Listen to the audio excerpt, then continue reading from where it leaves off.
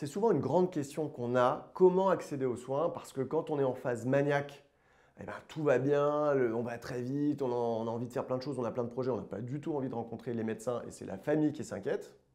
Et quand on est déprimé, là on est en souffrance, on est ralenti, on a du mal à sortir de chez soi, du mal à faire les choses, à sortir du lit, on a l'impression en plus qu'on ne mérite pas d'être aidé, etc. Les pensées sont très pessimistes. Et là, c'est le sujet qui a du mal à aller vers les soins dans ces moments-là, mais qui est en détresse.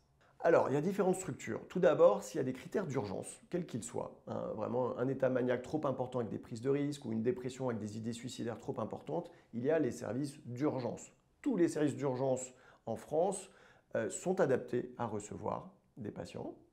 S'ils n'ont pas de psychiatre, ils vont transférer vers des services où il y a des psychiatres. Et toute urgence type manie, dépression sévère ou idée suicidaire est une urgence médicale. Jamais vous ne gênerez qui que ce soit avec ce type d'urgence.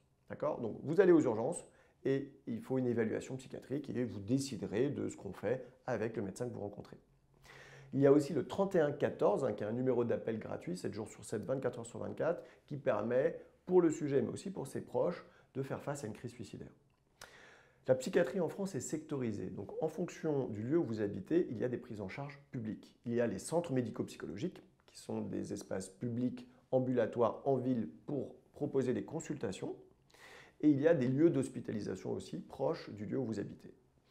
Il y a des structures dites intersectorielles, donc qui ne dépendent pas du lieu où vous habitez. Et donc ça, c'est des hôpitaux des fois généraux qui ont des services de psychiatrie. Ce sont les psychiatres libéraux aussi qui sont installés près de là où vous êtes et où vous pouvez consulter.